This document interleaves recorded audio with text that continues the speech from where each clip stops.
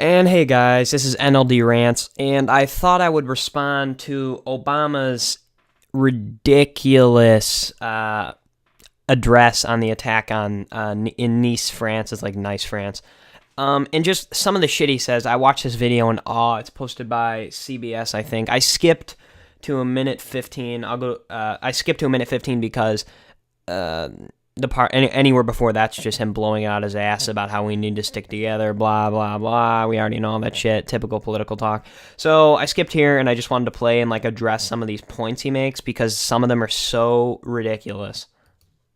These terrorists are targeting and killing innocent people of all backgrounds and all faiths, including Muslims. Okay, what's your fucking point? Everyone knows they're targeting Muslims as well. Nobody fucking denies that point. But the point is, who's the one doing the attacks, okay? Who's the one doing the attacks primarily? It's Muslims. And of course, I'm not playing all Muslims. I'm just saying that's their fucking argument on one side of the aisle. And he's obviously not understanding that. He's trying to address it as if, people don't think it's... He thinks that people think it's Muslims versus another group. That's not what it is. It's just we notice a fucking trend in these goddamn terrorist attacks. It's primarily goddamn Muslims who do it. Of course, not all Muslims are bad. I respect what they believe. They can believe whatever they want to believe. I don't really care. Most religions are nuts. But the point is, he completely doesn't understand their argument, obvious by that point. And I know I speak for all of us when I say that these individuals and these networks are an affront to all of our humanity. Many of the nations that are represented here today are part of our global coalition against ISIL, and I want to take this opportunity to say once more, we will not be deterred. We will not relent. We're going to keep working together to prevent attacks and defend our homeland. We are going to keep taking out ISIL leaders and pushing ISIL back in Syria and Iraq. Yeah, because that's worked so great before. Look, I'm all for, bombing the enemy, but holy shit, are we going to bomb them or are we going to half-ass it like this? Are we fucking invading somebody or are we not invading somebody? Does anyone know what the fuck's going on? Because from what I just gathered there in that little section is that we're going to continue taking out leaders. What's the point of cutting off? This is like the Hydra. Why are we cutting off one head if two more are growing the fuck back? Are we going to level the goddamn area or are we just going to drop one single bomb? It seems like our leaders, and this is the leader of the free world talking here, doesn't know what the fuck he's doing. That's just the bottom line. I mean, seriously, what are we doing directly to finish these terrorist attacks besides killing ISIL leaders? Because, hey, it doesn't seem to be stopping anything to my knowledge. It really doesn't seem to be stopping anything to my knowledge. Oh, yeah, and they need to spy on your emails to prevent terrorist attacks, too, by the way. All right, but here's the next part of the video that I thought I'd play. We're going to keep standing with our partners from Africa to Afghanistan, and we are going to destroy this vile terrorist organization.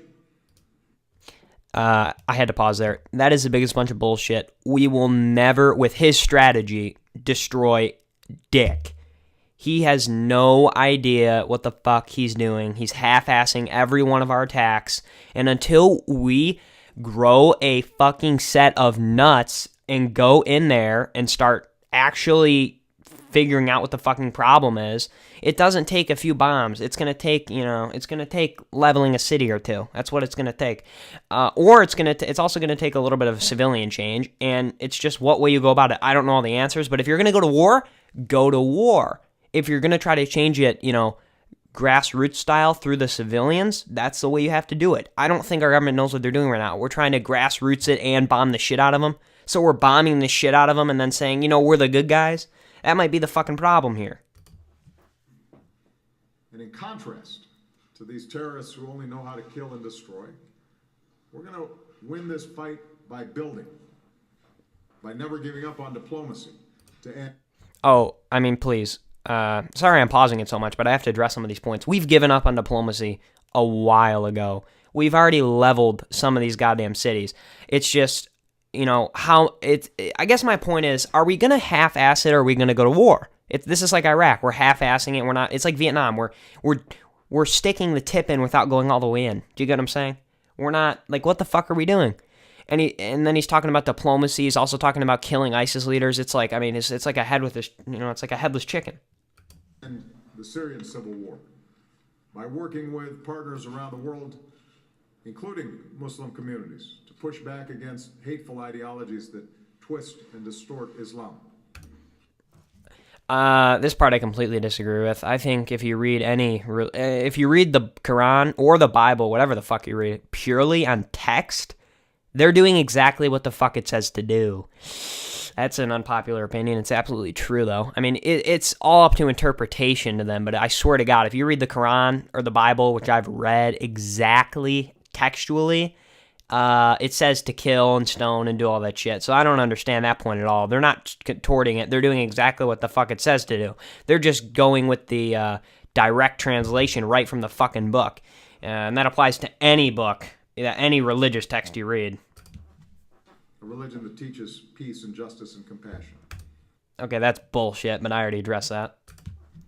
We will defeat these ideologies by offering a better vision of development and economic progress, so people, especially young people, have more hope and opportunity and are less susceptible to extremism and violence in the first place. And we will continue to promote political opportunity and democracy so citizens have a say in their future. I don't even understand that point. I don't really know what that babble was about. I don't get what the fuck he's talking about. Political opportunity. What does that mean? Like a political opportunity in the government? I don't think they're worried about that particularly. They're probably worried about the bombs being dropped at them from 30,000 feet. That's probably what the first thing those kids and people there are worried about. So that point is, I mean, you know, it's a talk point. It's a 25-second little cutout. I mean, that's like right off the fucking transcripts. And we will win this fight by staying true to our values of pluralism and rule of law and diversity.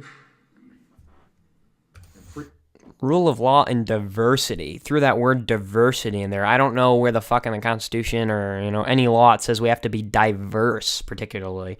I don't know where the fuck he pulled that out of his ass. I agree with him on the little bit he said before that. Freedoms, like the freedom of religion. And he throws that in there just because he knows that a lot of people, particularly on the right, are attacking, you know, the Muslim religion. Which, look, I have no problem with Muslims believing what they want to believe, Christians believing what they want to believe. But, I mean, don't throw that in there. That's just throwing salt at the wounds. I mean, you know, people on the right and people on the left, they're running around with their heads cut off. They're chickens with their heads cut off. They're worried. They're legitimately worried about their kids. So don't act like, you know, their concerns aren't legitimate. It's kind of like he's throwing salt in the wound there. Freedom of speech and assembly, the very freedoms that the people of Nice were celebrating last night on Bastille Day. In the wake of last night's attacks, we've heard more suggestions that all Muslims in America be targeted, tested for their beliefs, some deported or jailed. And not tested for their beliefs, but tested to make sure that they have no reason to attack Americans because a high percentage of the terrorist attacks have been done by Muslims. Of course, I disagree with that point. I actually kind of agree with Obama on here, half-assed. I don't think we need to be spying on Muslims. I really don't think it'll make a difference ultimately because the government's inefficient at anything they do. And also, you're innocent until proven guilty. You can't just assume one group of people is going to do something over the other just because a large percentage have. Although it's such a tricky issue, I don't know the answer, but I know he's bullshitting around that. He's trying to like throw dirt at the right while addressing this terrorist attack, somehow framing it as if it's their fault, when in reality it's probably the open borders policy they've been having on. That's the reason this thing has been happening in France. So it's the leftists' faults. So yeah. Great suggestion is repugnant and an affront to everything that we stand for as Americans. We cannot give in to fear or turn on each other or sacrifice our way of life. We cannot let ourselves be divided by religion because that's exactly what the terrorists want. All right, I'm going to end the video here. I'm only going to do half of it this time, half of it the next time, but I'd like to address that final point. They've already divided us. They've succeeded in that respect. They have completely divided us. The very fact that you can bring up the fact that people are talking about deporting all Muslims shows that they've already won in that respect.